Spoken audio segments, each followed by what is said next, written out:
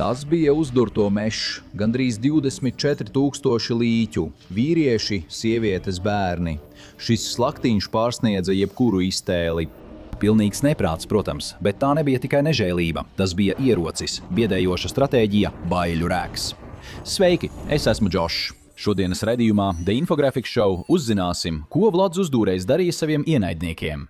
1456. gads bija nemierīgs, varas maiņu laiks. Lojalitāte mainījās, un Vladam trešmās pienāca atriebības laiks. Vlada Drakura otrais dēls, bijušais Valahijas valdnieks, daļa no mūsdienu Rumānijas, atgriezās Valahijā, lai atgūtu ģimenes valdnieka vietu. Viņa tēvu nogalināja, vecāko brāli dzīvu apraka, tāpēc viņš pieredzēja vairākas nodevības. Kad Vlads III ieguva varu, viņš jau saprata tās dabu un zināja, ko iespējams panākt ar nežēlību. Viņš nodevību redzēja visur – galmā, dišciltīgajos, lojalitātēs, kas iznīcināja viņa ģimeni. Žēlastība bija vājums, kas nogalina. Bija tikai viens veids, kā valdīt – bailes, un nekur Vlada baisā reputācija nebija tik acīm redzama kā galvaspilsētā Tergovištē. Tātad, kā bailes veido valdnieku? Viena leģenda vēsta, ka Vlada vīri pie vietējās trūklakas novietoja vērtīgu zelta bikeri. To lietoja visi – zemnieki, tirgotāji, sievas un bērni, bet neviens neuzdrošinājās to nozagt. Tas stāvēja pie trūklakas līdz Vlada nāvei. Ja to pārvietotu, ielas būtu klātas ar galvām uz mietiem. Vlads izbaudīja vardarbību, jo tā bija vienīgā lieta, ko viņš saprata.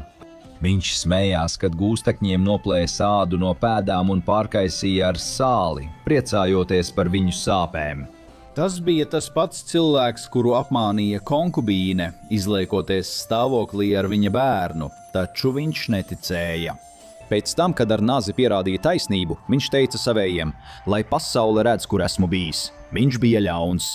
Viņu pārņēma paranoja, bet viņam bija pamats neusticēties.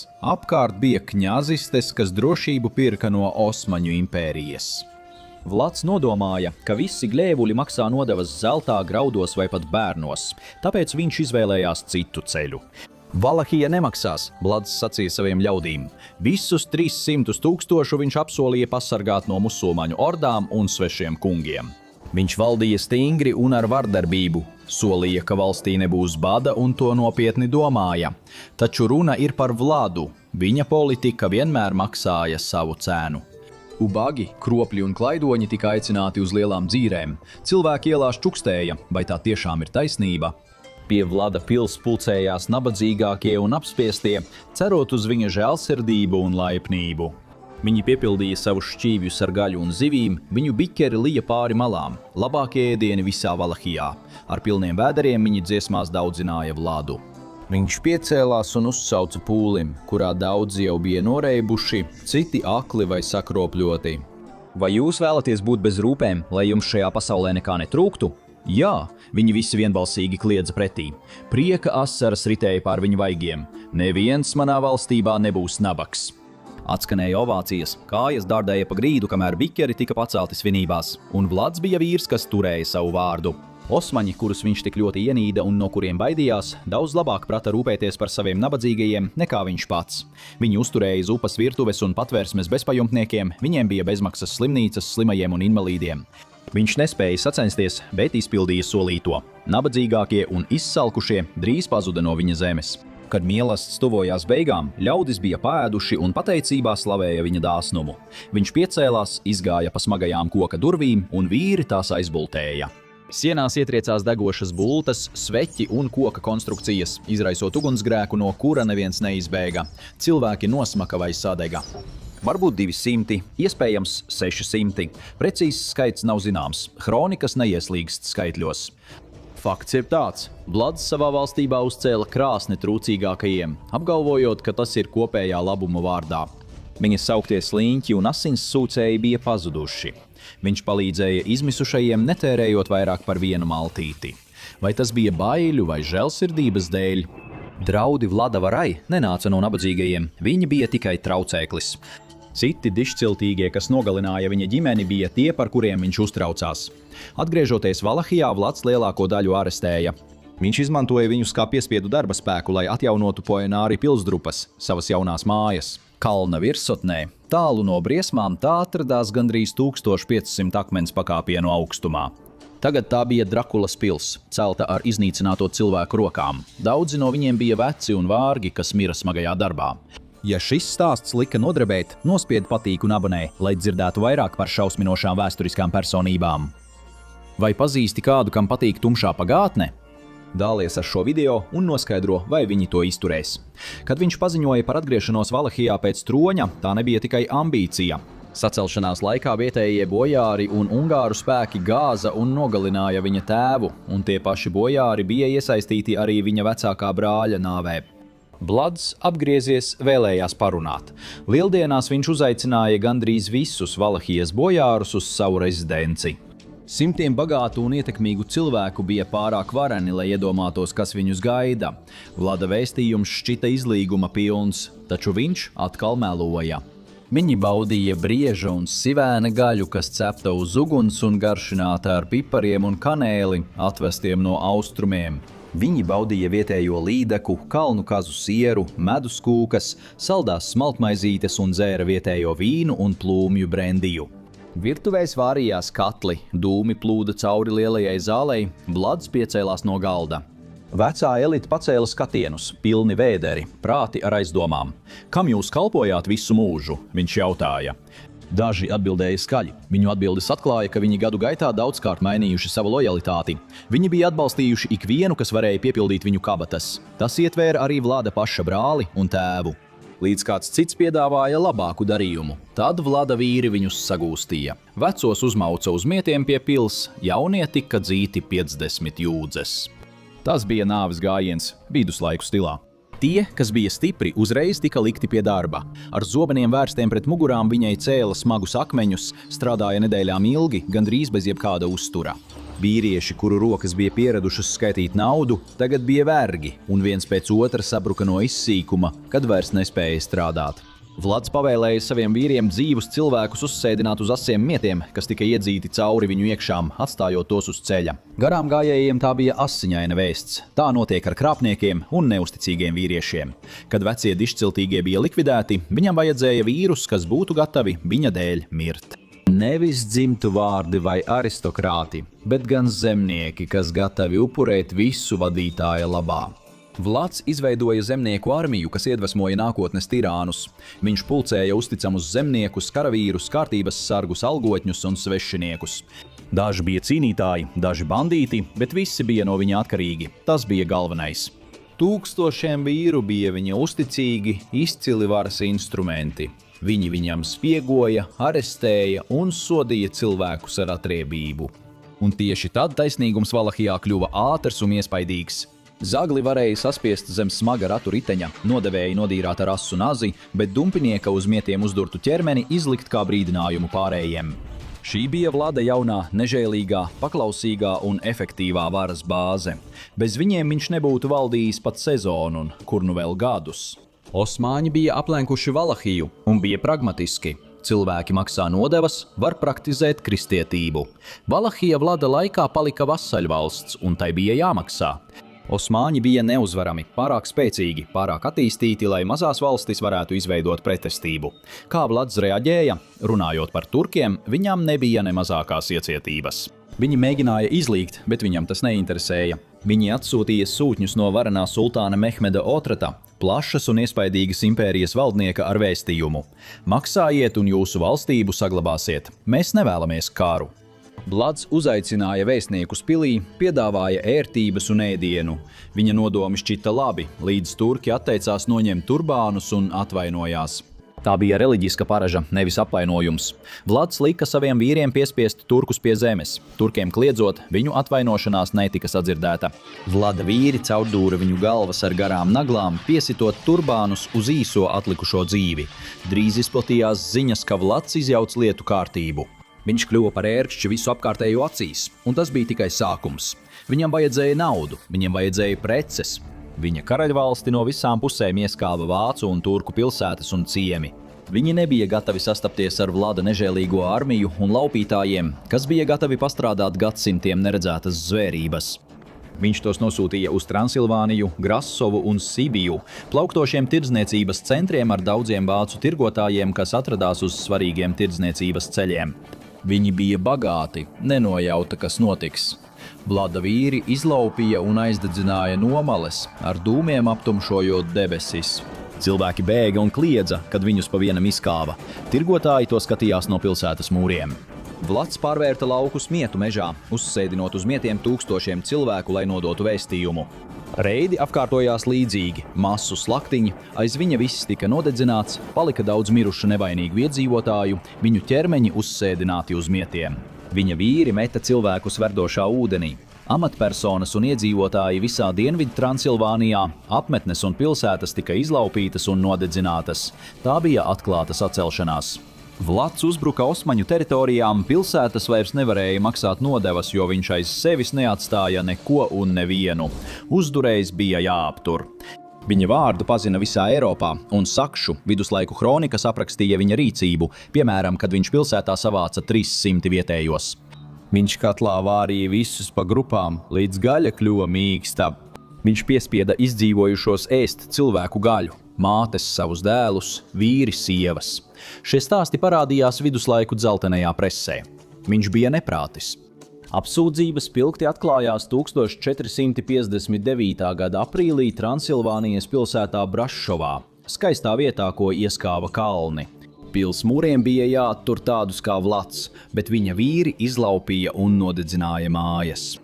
Viņš savāca vīriešus, sievietes un bērnus un aizveda uz kalnu pie Svētā Jēkaba kapelas, kur pavēlēja saviem vīriem klāt galdu pusdienām. Kamēr viņš piepildīja vēderu ar nozagtu ēdienu, viņš vēroja pilsētas iedzīvotājus, jaunus un vecus, uzdurtus uz mietiem, viņu asinis lēni notekēja pa stabiem. Kronika vēstīja, ka viņš mērcēja maizi upuru asinīs, jo skats, kā plūst cilvēku asinis, deva viņam drosmi. Šķita, ka dažiem viņa karavīriem nebija tāda pati pārliecība. Viens reiz aizsedza muti cilvēka smakas dēļ, tāpēc Vlads pavēlēja viņu uzdurt uz mieta, padarot to par savu stratēģiju. Katrs miets, ko izmantoja uzduršanai, varēja būt nācis no meža. Karpatu kalnu pakājē koku netrūka. Daudzas ēkas, ko viņš nodedzināja, bija no koka, tāpēc mietu materiāla netrūka. Ozols būtu ideāli piemērots, lai noturētu uz mieta uzdurtu ķermeni. Un bija tūkstošiem uzduršanas gadījumu. Tas nozīmēja zaru zāģēšanu, mizas noņemšanu, lai mieti būtu gludāki, un viena gala uzasināšanu. Aptuveni 20–30 minūtes mietam un 10 minūtes bedres izrakšanai mietam zemē. Vlada vīri iespējams ietaukoja uzasināto mietu, lai cilvēku varētu uzdurt. Mietam bija jābūt pietiekami stipram, lai noturētu cilvēku, un to ar āmuru iedzina ķermenī. Tas bija gandrīz vienīgais veids, kā tik lielu priekšmetu varēja iedzīt cilvēka ķermenī. Mietu ar uzdurtu cilvēku varēja nostiprināt bedrē zemē. Viņa ķermeņa svars iespējams lika viņam lēnām slīdēt lejup pa mietu. Nav zināms, cik ilgi viņš izdzīvoja, bet notika liela iekšēja asiņošana. Pat ja miets neskar sirdi vai plaušas, Ēģiptē cilvēki pēc uzduršanas dažkārt vēl 3 stundas elpoja. Drūmos ziņojumos par uzduršanu uz mietiem Indonēzijā tika teikts, ka holandiešu karavīri 1740. gada Batāvijas slaktiņā nogalināja apmēram 10 000 ķīniešu. Vlads Cepešs, šausmu meistars, bija ļoti precīzs, liecina kronikas. Viņa mieti reti nejauši iznāca cauri plecam vai krūtīm. Viņa tehnika bija pārāka. Mieta ceļš caur ķermeni beidzās, kad tas iznāca caur upura muti, ja darīts pareizi.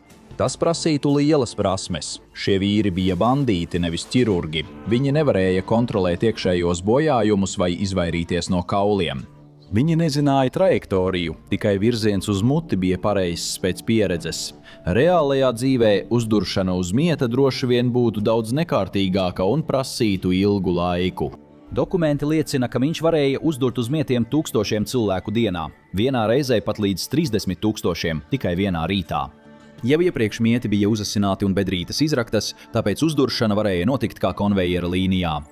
Ja operācijā piedalījās 3 vīri, ātrākajā gadījumā tas prasīja ap 10 minūtēm, tātad 6 cilvēki stundā, 72 dienā vienai 3 cilvēku komandai.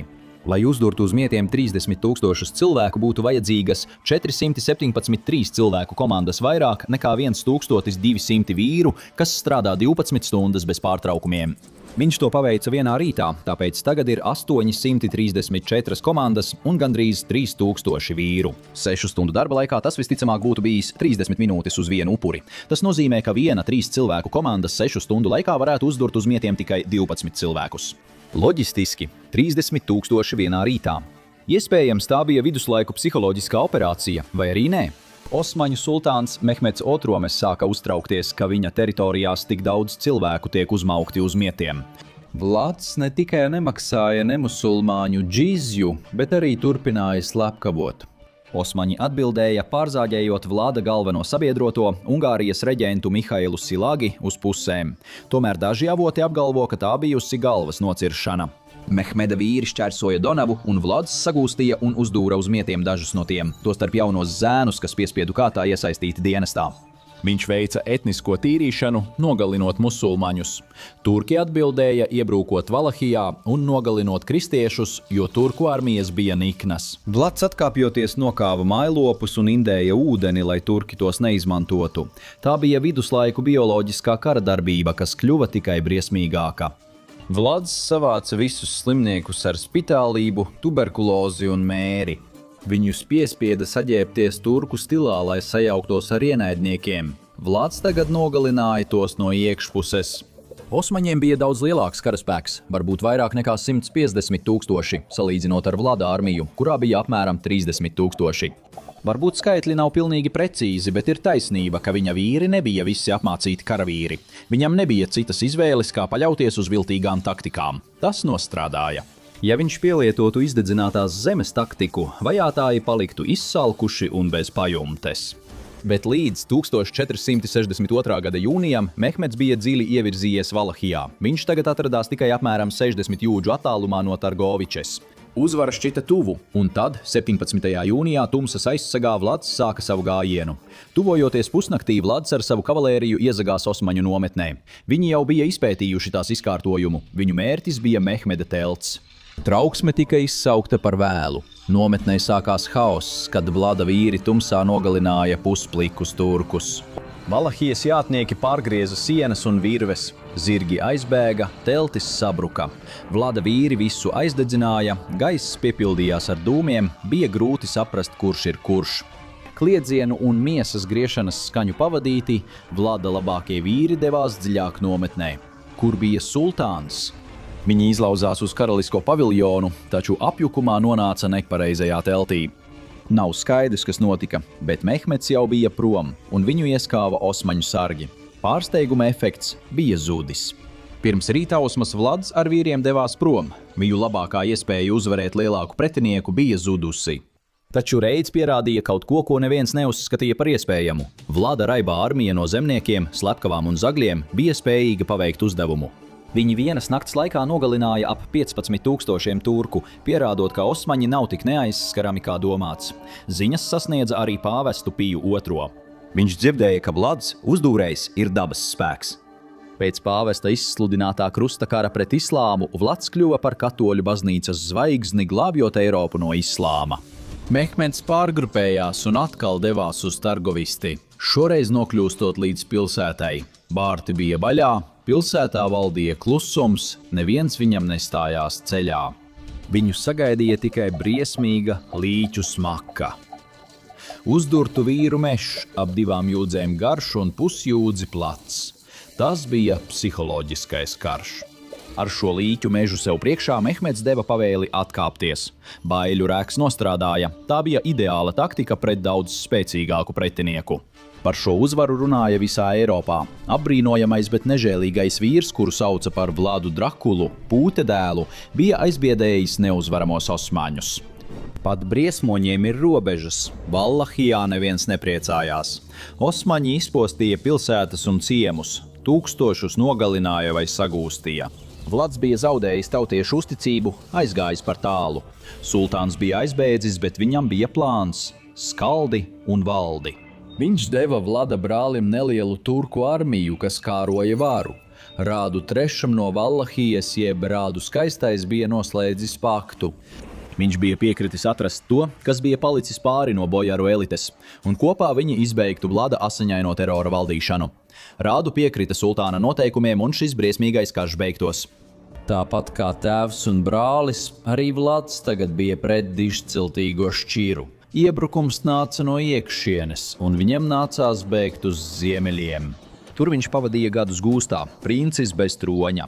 Viņa gūstītājs, Ungārijas karalis Matijas Korvinus, reiz tika uzskatīts par kristietības aizstāvi. Vairs ne. Viņš nebija tādā stāvoklī, lai atklāti atbalstītu Vladu. Citādi viņš varētu izprovocēt osmaņus uz karu. Vladam tas nebija slikts darījums. Tas atgādināja mājas arestu, nevis ieslodzījumu pazemē. Korvinus atbalstīja Vladu, bet politika lika viņu turēt ieslodzītu prom no saviem ļaudīm. Pēc gadiem Korvinus atzina Vladu par Valahijas valdnieku, taču Vladam trūka cilvēku un resursu jauniem uzbrukumiem. Lai atgūtu varu, viņam bija jāpaliek, taču Vlads cīnītos vēlreiz. Korvinusa vadībā viņš uzsāka terora karu pret osmaņu spēkiem, vēl vienu civiliedzīvotāju slaktiņu, uzsēdināšanu uz mietiem un izdedzinātas zemes taktiku. Viņš krita kaujā ar aptuveni 2000 karavīru 1476. gada beigās vai 1477. gada sākumā. Viņa ķermeni sacirta gabalos, galvu nosūtīja sultānam Mehmedam un vēlāk to iekonservēja un izstādīja Konstantinopolē, lai visi redzētu. Viņa vairs nebija, bet leģenda dzīvoja. Vlads Impalētājs, Drakula. Cilvēks, kurš bija paveicis neiespējamo, viduslaiku terora taktiķis. Vlads Impalētājs lika saviem ienaidniekiem nožēlot, ka viņi vispār ir dzimuši. Bet viņš nebija vienīgais valdnieks ap dzelzs un asiņainu dūri. Skaties nākamo. Vēsturē nežēlīgākās karalienes, vai arī klikšķiņi šeit, lai noskatītos vēl vienu biedējošu stāstu.